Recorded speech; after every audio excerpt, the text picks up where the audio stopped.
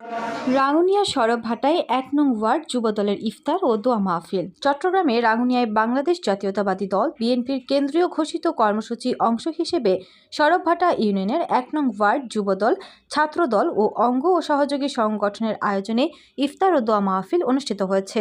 শুক্রবার ২১শে মার্চ বিকেলে মিরেরখিল বাজার চত্বরে ইফতার ও দোয়া মাহফিল অনুষ্ঠিত হয়। সরবভাটা ১ নং ওয়ার্ড যুবদলের সভাপতি মোহাম্মদ সেলিমের সভাপতিত্বে ও আর্থিক সহযোগিতায় অনুষ্ঠানের প্রধান অতিথি ছিলেন দক্ষিণ রাঙ্গুনিয়া থানা যুবদলের সদস্য সচিব খালেদ চৌধুরী রাসেল। প্রধান বক্তা ছিলেন রাঙ্গুনিয়া উপজেলা কৃষক দলের সাধারণ সম্পাদক নাসিমুল উদ্দিন শিকদার। প্রধান আলোচক ছিলেন সরবভাটা ইউনিয়ন যুবদলের সভাপতি খায়রুল ইসলাম চৌধুরী। প্রধান আকর্ষণ ছিলেন সরবভাটা ইউনিয়ন যুবদলের সাবেক সাধারণ সম্পাদক আক্তার হোসেন মিয়াজি, ওয়ার্ড যুবদলের সাধারণ সম্পাদক সাইফুল ইসলাম ও রাঙ্গুনিয়া কলেজ ছাত্রদলের নেতা রাহাত শিকদার। এর যৌথ সঞ্চালনায় উপস্থিত ছিলেন সরবভাটা ইউনিয়ন বিএনপি সদস্য বি.এস. করিম, দক্ষিণ রাঙ্গুনিয়া থানা যুবদলের যুগ্ম সাধারণ সম্পাদক মোহাম্মদ মিজান, সরবভাটা ইউনিয়ন যুবদলের যুগ্ম আহ্বায়ক মুজিব সহ ওয়ার্ড যুবদল, ছাত্রদল ও অঙ্গ সহযোগী সংগঠনের নেতৃবৃন্দ। আলোচনা সভা শেষে দেশ ও জাতির কল্যাণ কামনা করে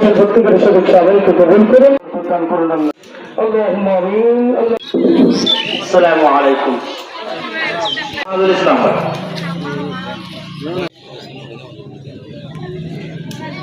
এই মুহূর্তে